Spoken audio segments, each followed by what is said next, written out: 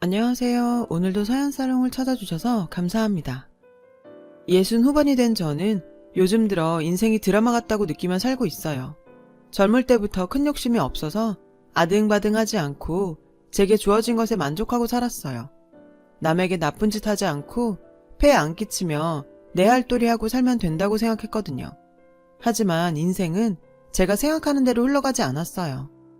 남들만큼은 하고 살았다 자부했는데 힘든 날들이 닥쳐왔거든요. 그때는 어떤 긍정적인 말도 소용이 없었고 내가 현실적으로 살지 못해서 이렇게 됐나 후회가 되더라고요. 전쟁 같은 시간이 지나고 어느 정도 안정을 찾고 보니 이제야 누군가에게 제 이야기를 하고 싶어졌어요. 저는 황혼의 좋은 남자를 만나 재혼을 했고 현재 서울 근교에서 살고 있어요. 지금이야 건물도 가지고 있고 부족한 거 없이 잘 살고 있지만 이렇게 되기까지 저에게는 한스러운 세월들이 있었어요. 제가 잘해서 풍요롭게 사는 건 아니라서 남은 생을 감사하며 살려고 해요. 저는 돈 버느라 홍기를 놓치고 연애도 못 해본 채 나이가 들어서야 저 좋다는 호라비를 만나 결혼을 했어요. 남편은 전부인과 사별을 한 뒤에 남매를 키우고 있었죠. 우리는 제가 다니던 공장에서 만났어요. 당시 남편이 제가 일하던 공장에 자재를 납품하고 있었거든요. 사무실에서 저와 몇 번 마주친 뒤로 제게 마음을 뺏겼다며 고백을 하더라고요. 남편은 아내 없이 혼자 두 아이를 키우고 있었어요. 6살, 4살이던 아이들은 걱정과 달리 저를 잘 따랐죠. 내심 저를 싫어하면 어쩌나 걱정했는데 살갑게 저를 엄마라고 불러주더군요. 정말 마음이 짠하고 고마웠어요. 엄마를 떠나보내고 3년쯤 지났던 터라 엄마 품이 그리워 그랬던 것 같았죠. 아이들은 속썩이는 일 없이 남매가 사이좋게 잘 지내며 커주었어요. 딸아이는 첫째답게 의젓하고 제 앞가림 잘하고 동생도 잘 챙기는 믿음직한 아이였어요. 아들 녀석은 장난기는 많았지만 그래도 천진난만하고 아주 귀여운 아이였죠. 그런 아이들이 저와 멀어지기 시작한 건 딸이 고등학교에 들어가고 사춘기가 오면서부터였어요. 어느 날인가 학교에서 돌아온 딸아이는 간식도 먹지 않고 굳은 얼굴로 제게 그러더군요. 엄마, 솔직히 말해. 우리 아빠 돈 보고 결혼한 거 맞지? 그런 거면서 여태까지 우리 사랑하는 척 연기한 거지? 그게 무슨 소리야. 나를 긴 시간 동안 봐놓고도 어떻게 그런 소리를 할 수 있니? 어디서 무슨 소리를 들었는지 모르겠지만 아빠랑 엄마는 사랑해서 결혼했고 함께 사는 내내 단 한순간도 너희를 내 자식이 아니라고 생각한 적이 없어. 그건 앞으로도 마찬가지고. 저는 억장이 무너지는 것 같았어요. 거짓말하지 마. 학교에서 이종사촌한테 다 들었어. 엄마가 아빠 재산 때문에 결혼한 거라고 이모가 그랬다더라. 그래서 옷이랑 가방도 이렇게 싸구려로 사주고 용돈도 쥐똥만큼 주는 거라고. 그런데도 우릴 속인 게 아니야? 거짓말 좀 제발 그만해. 딸은 악을 쓰며 소리를 질렀어요. 너는 그동안 연락 한 번 없던 이모 말은 믿으면서 같이 산 엄마 말은 못 믿니? 나 그동안 너희 남매 기죽을까봐 옷이며 가방이며 브랜드로 사입히고 남들 못지않게 키우려고 애쓰며 살았어. 이제 와서 생색내겠다는 거 아니야. 적어도 내 진심을 알아달라는 거야. 그러자 딸아이는 오히려 화를 내더군요. 그렇게 걱정되면 용돈이라도 올려줘. 내가 애들한테 기죽는 게 걱정된다면 학교 다니면서 쪽팔리지 않게 돈이라도 더 달라고. 당신은 남편 회사 사정이 어려워져서 고전을 하던 중이었어요. 형편이 넉넉치 않아 제가 도움이라도 나서야 하는 게 아닐까 생각했던 차였죠. 딸아이는 그런 사정을 몰랐어요. 지금 우리 집 사정이 그리 좋지가 않아. 정 돈이 필요하면 아르바이트라도 해. 내가 직접 돈을 벌어봐야 아빠가 얼마나 힘들게 내 뒷바라지를 하는지 알 거야. 돈 버는 거 생각만큼 쉬운 일이 아니야. 내가 이럴 줄 알았어. 그동안 우리한테 잘해주는 척하면서 엄마만 편히 살고. 딸아이는 방문을 쾅 닫아버렸어요. 변해버린 딸아이를 보니 그동안 내가 아이들을 잘못 키운 것 같아 걱정됐어요. 얼마 뒤 담임선생님이 전화를 했더군요. 어머님, 요새 서영이가 수업도 자주 빠지고 학교에서 친구들도 때려서요. 원래 얌전했던 애라 타일러도 보고 주의도 줘봤지만 소용이 없었어요. 어제는 같은 반 친구 돈도 뺏었고요. 자꾸 이러면 졸업도 못하고 대학도 못 간다고 혼을 냈는데도 아랑곳 않고 오늘도 점심시간에 마음대로 학교를 나갔어요. 저는 선생님께 모든 게 다 제가 부족한 탓이라고 고개를 숙였어요. 돈을 뺏긴 아이한테도 돈도 돌려주고 대신 미안하다고 사과도 했고요. 이후로 이런 일이 반복되다 보니 아들은 아들대로 제가 누나만 챙긴다고 섭섭해 하더라고요. 결국 딸아이는 학교에서 정학 처분을 받았어요. 그런데 얘가 차라리 잘 됐다며 학교를 그만두고 돈을 벌겠다더군요. 엄마, 너 이러는 거 이해가 안 돼. 고등학생이 돈을 벌겠다니. 그래도 졸업은 해야 할 거 아니야. 세상이 그렇게 만만한 줄 알아? 저는 남편과 함께 딸에게 사정을 했어요. 그 마음을 알았는지 딸애는 고등학교는 졸업하기로 했어요. 물론 성적이 형편없어서 갈 수 있는 대학은 없었지만요. 졸업 후 딸은 이제 자기 하고 싶은 거 할 테니 더는 말리지 말라고 하더군요. 그때부터 딸애는 친구와 방을 얻어 자취를 시작했어요. 그런데 딸이 떠나고 나니 이제는 아들이 말썽이었어요.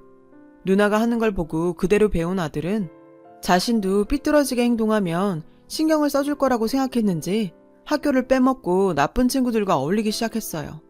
파출소에서 연락이 올 때마다 저는 아들을 데리러 가는 상황이 이어졌죠. 남편은 아들만큼은 대학에 보내고 싶어 했어요. 그래서 아예 아들을 집에 가둬놓고 없는 돈에 비싼 과외까지 시켰지만 그런 노력에도 불구하고 아들은 대입에 실패하고 말았어요. 비록 제 배 아파 낳은 자식들은 아니지만 마음을 다해 키워온 애들이 둘 다 대학에 못 들어가자 내심 속상했어요. 마치 제 정성이 부족해서 그런 것 같아 미안한 마음도 들었고요. 저나 남편이나 그래도 남들만큼은 다 해줬다고 자부했는데 아이들이 둘 다 이렇게 되고 보니 한숨만 나오더라고요. 결국 아들도 자립을 하겠다며 밖으로 돌기 시작했죠. 어쩌다 애들이 집에 와서 마주치기라도 하면 둘은 서로를 잡아먹지 못해서 나를 세우고 싸움박질을 하기 일쑤였어요. 야, 너는 돈도 번다면서 맨날 집에 올 때마다 돈 타갈국리만 하냐? 경제적으로 독립을 해야 진짜 독립이지. 그러는 누나는 얼마나 잘하고 산다고 그래? 난 그래도 학교 다닐 때 누나처럼 사고는 안 쳤어. 엄마 아빠 덕에 겨우 졸업한 주제에 뭘 잘했다고 맨날 큰소리야. 누나도 돈 타가면서 왜 나한테만 뭐라 그러냐고.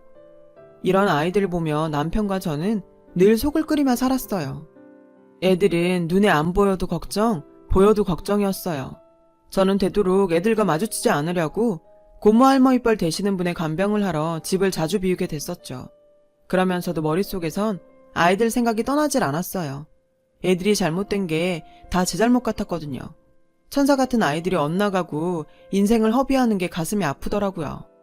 그래도 어떻게 돈벌이는 하는지 명절에 집에 사과박 쓰며 고기도 보내더군요. 혹시 사고라도 치면 어쩌나 걱정했지만 다행히 그런 일은 생기지 않아서 이 정도 사는 것도 감사하자 생각했어요. 세월이 흘러 아이들도 각자 짝을 만나서 결혼을 하게 되었어요. 딸애는 결혼하고 얼마 안 돼 아이를 낳았고 저희 부부는 첫 손주가 생겨서 정말 기뻤어요. 하지만 결혼할 때는 참 힘들었어요. 어쩌다 보니 둘이 연이어 한 달 간격으로 결혼식 날짜를 잡게 되었는데 그러는 바람에 저희 부부는 아이들이 원하는 대로 모든 걸 다 지원해줄 수 없었죠. 저와 남편은 의논을 해 딸애와 아들에게 같은 돈을 들여 결혼을 시키기로 했어요. 그런데 서로를 못 잡아먹어 난리던 두 녀석은 상대방 결혼 준비를 보면서 계속 저희를 달달 볶더군요. 엄마, 성우가 아들이라고 가구 더 비싼 거 들여주는 거지? 아님 내가 고등학교 때 속 좀 썩였다고 이제 와서 복수하는 거야? 딸애는 저에게 이렇게 따졌어요. 그런 게 어딨어. 성우나 너나 가구부터 예복까지 다 같은 돈에 맞춰서 하느라 얼마나 힘들었는데. 안 그래도 연달아 결혼한다고 지금 엄마 아빠 힘들어 죽겠구만. 성우는 어제 찾아와서는 너네만 신혼여행 좋은 데로 보내주냐고 그렇게 따지더니 니들 둘이 우리 피 말리려고 짰니? 진짜 지긋지긋하다. 정도껏 해야지. 니들 자꾸 이럴 거면 앞으로 들어가는 비용 더는 못 줘. 그냥 너네들이 있는 돈에서 알아서들 해. 엄마 아빠가 니들 봉도 아니고 정말 너무 힘들어. 저도 너무 화가 나고 지쳐 싫은 소리를 했어요. 그러자 두 녀석은 더 이상 큰 소리 내는 일 없이 조용히 결혼식을 마치더니 자기들 가정을 꾸리고 살기 시작했죠. 하지만 얼마 안 가 또 시끄러워졌어요. 아무리 못되게 굴어도 자식이라고 애들은 명절이면 가족을 데리고 집에 찾아왔어요. 간만에 집에 애들 소리가 시끌시끌한 게 사람 사는 것 같았죠. 그날은 남편도 기분이 좋았는지 약주를 몇 잔 하고 말이 많아졌어요. 그래, 이게 가족이지. 우리가 아무리 지난날이 복잡했다고 해도 이렇게 모이니 얼마나 좋으냐. 니네 엄마도 그렇고 나도 그렇고 이제는 좀 편하게 살았으면 좋겠다. 당신 술 좀 잡수시더니 말이 많으시네. 우리야 애들만 잘 살아주면 편한 거지. 그러자 아들 녀석이 이러더군요. 말이 나왔으니 하는 말인데 우리 유산 상속이나 재산 분배 어떻게 해줄 거야? 그런 거 미리 해놔야 나중에 분란 안 생기고 엄마 아빠 말대로 편할 수 있지. 그 말에 딸아이가 그러더군요. 성우가 아들이라고 쟤한테 더 주면 나 가만 안 있어. 솔직히 결혼할 때 더 안 따지고 넘어갔는데 성우 더 챙겨준 거 맞잖아. 지 누나 얘기를 듣던 아들은 소리쳤어요. 무슨 헛소리야. 받을 거 다 받아놓고 이제 와서 왜 이래? 엄마 아빠가 우리 똑같이 결혼자금 썼다고 몇 번이나 확인시켜줬잖아. 그렇게까지 해서 재산 더 받고 싶냐?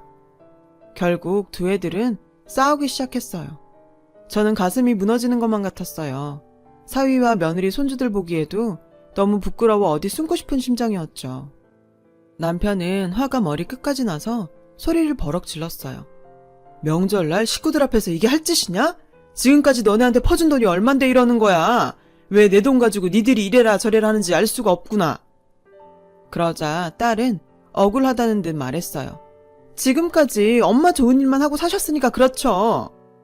남편은 그 말에 더 이상 참지 못하고 벌떡 일어나 자리를 떴고 아들 녀석은 이게 다 누나 때문이라며 딸아이 앞에 있던 과일 쟁반을 집어던지며 싸우기 시작했어요. 둘은 서로 언성을 높이고 치고 박다가 집 밖까지 나가서 싸웠고 그 바람에 옆집 신고를 받은 경찰까지 오게 됐죠. 저는 너무 화가 나서 한마디 했어요. 니들 이제 집에 오지 마. 명절이라고 이것저것 사들고 오는 것도 하나도 안 반가워. 부모 망신 그만 시키고 당장들 나가. 그날은 정말 최악이더라고요. 이건 불행의 시작이었다는 걸 그때는 몰랐죠. 불행은 얼마 안 가서 닥쳤어요. 연말을 앞두고 남편과 저는 조용한 곳에서 식사를 하기로 했었죠. 애들도 찾아오지 않고 남편도 일이 바쁘니 둘이서 한 해를 기념하며 식사나 하자고 한 거였어요. 그런데 약속 시간에 칼 같은 남편이 1시간이 넘어도 식당에 오지 않더라고요. 전화를 계속해도 받지 않았고요. 결국 저는 식당에서 나와 집으로 돌아가고 있었어요. 그때 병원이라며 전화가 왔어요. 임정섭 씨 가족분 되시나요? 여기 병원 응급실인데요. 임정섭 씨가 길에서 호흡곤란에 쓰러지셨는데 위독한 상태입니다. 그 말에 허둥거리며 택시를 잡아 타고 병원으로 갔지만 남편은 이미 저 세상 사람이 된 후였어요. 남편은 저를 만나러 회사에서 나오다가 길에서 가슴을 움켜쥐며 쓰러진 거예요. 식당과 회사가 가까워서 걸어오던 중 생긴 일이었던 거죠. 어쩌자고 이런 일이 생겼는지 남편이 마지막까지 일만 하다 간 것 같아서 저는 모든 게 허탈하기만 했어요. 장례식장에 넋을 놓고 앉아있는데 애들이 저를 부르더군요. 딸아이는 서류들을 제 앞에 내놓고는 엄마, 그동안 아빠 만나서 편하게 잘 살았잖아. 그러니까 이제 그만 아빠 재산에 욕심내지 말고 우리한테 넘겨줘. 안 그럼 우리도 가만 안 있어. 딸이나 아들이나 눈에 도끼가 가득해서 저를 잡아먹을 것만 같더군요. 저는 그렇다 치고 지들 아빠가 돌아가셨다는데 아빠 재산을 어떻게 나눌 건지 그것만 가지고 제 앞에서 지들끼리 치고받고 다투었어요. 저는 애들이 이런 줄도 모르고 자기가 괜히 화냈다며 후회하고 밤잠을 못 이루던 남편이 너무 불쌍해서 눈물만 나더라고요. 니네 원하는 대로 다 해줄게. 다 해줄 테니까 며칠만 참을 수 없어? 니네 아버지야. 아버지 마지막 가시는 길에 꼭 이래야 돼? 아버지가 니들을 얼마나 아꼈는데 이럴 수가 있어. 그러나 딸애는 눈 하나 깜빡 않고 그동안 아빠 빨아먹고 우리 사이 갈라놓은 게 엄마잖아 라며 차갑게 말하더군요. 더 이상은 무슨 말을 해도 소용없을 것 같았어요. 정신없이 장례식을 치르고 난 후에 저는 애들이 원하는 대로 남편의 재산들을 두 아이가 나눠 가질 수 있도록 해줬어요. 회사에 대한 것도 일절 신경 안 쓰기로 했고요. 그저 남편과 저 추억이 가득한 집에서 남은 여생 보내리라 마음 먹었죠. 그러나 이 또한 제 생각대로 되지 않더군요. 아이들은 남편 명의로 되어 있던 집마저 변호사를 통해서 자기들이 나눠 갖기로 한 거예요. 제 의지와 상관없이 일이 진행되었고 저는 집에서 그냥 나와야 했어요. 처음에는 친구들 집에도 전전했지만 계속 그렇게 지낼 수만은 없었어요. 어느 날 밤 저는 갈 곳을 찾다가 그만 기차역 한쪽에서 잠들었어요. 아침이 되니 역 한쪽에서 쉼터에서 나와 노숙자들에게 밥을 나눠주더라고요.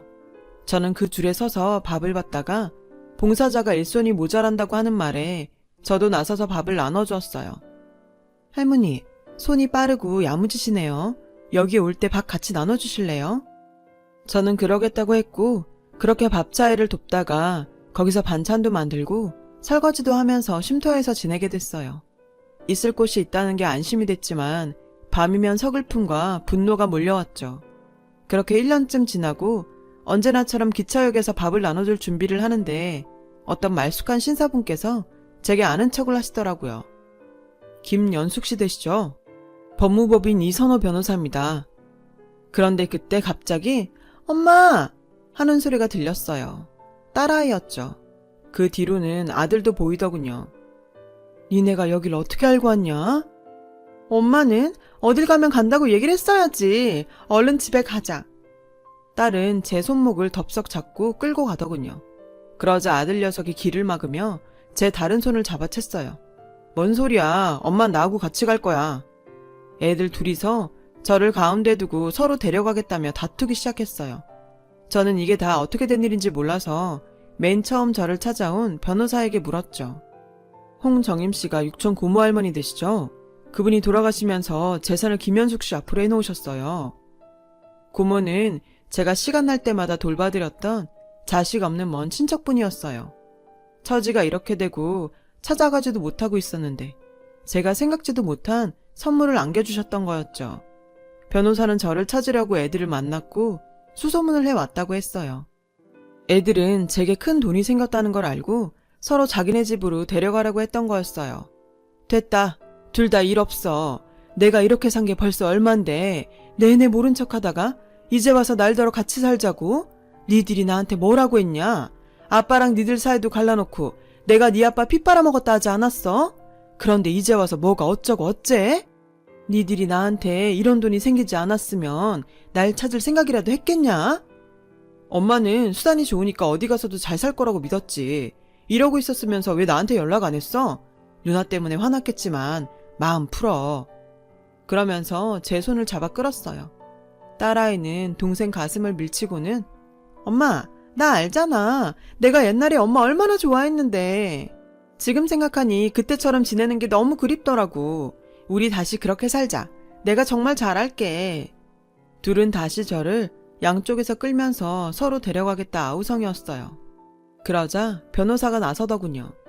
이건 전적으로 김현숙 씨 본인 의지에 달린 문제예요. 김현숙 씨는 홍정임 씨가 살던 집도 남겨주셨으니 거기로 가셔도 됩니다. 저는 애들의 손을 거칠게 뿌리쳤어요. 됐다. 다 필요 없어. 진짜 돈이 징그럽다. 니들한테 해줄 만큼 해줬는데 돈 때문에 날 기생충 취급하면서 몰아내더니 이젠 돈 때문에 나를 붙잡아? 대체 그 돈이 얼마나 되길래 그래? 알고 보니 육촌 고모 할머니는 서울의 건물 3개와 많은 예금과 집과 주식을 남겨주셨더라고요. 건물들을 공시가로만 쳐서 계산해도 전부 다해 200억은 되겠더군요. 그래, 그 큰 돈이 나한테 들어온다니까 서로 날 붙잡겠다는 거냐? 니네 보자보자니까 정말 너무하는구나. 하긴 남편이 살아있을 때도 나한테 할 말 못할 말 다 했는데 남편 없으니 내가 얼마나 우습겠냐. 이 자리에서 못 박아두는데 너네한테 한 푼도 안 줄 거니까 그렇게 알아. 저는 그렇게 소리를 냅다 질렀고 애들은 저를 흘겨보더니 말없이 돌아갔어요. 저는 건물들을 처분해서 저에게 일과 잘 곳을 제공해 주었던 쉼터에 모두 기부를 하고 고모 할머니의 집과 예금으로 남은 여생을 보내고 있어요. 쉼터 봉사를 계속하면서 지금의 남편도 만나게 됐고요. 애들은 지금도 가끔 저에게 연락을 해서 어떻게든 만나려고 용을 쓰고 있지만 저는 절대 만나주지 않을 거예요. 그리고 제 삶이 다 하고 나면 제가 쓰고 남은 것도 모두 쉼터에 기부하고 훨훨 저 세상으로 갈 생각이에요. 그때까지는 남편과 여유롭게 살려고요. 이제는 더 이상 불행 없이 살 수 있도록 정신도 바짝 차릴 겁니다. 털어놓고 보니 마음 한켠에 응어리도 풀어지네요. 제 사연을 들어주신 여러분 감사합니다. 여러분의 가정에 항상 행복이 가득하길 기원합니다. 여러분 사연 댓글에 응원과 현명한 조언 부탁드려요. 좋아요와 구독은 저에게 큰 힘이 됩니다. 오늘도 좋은 일 가득하세요.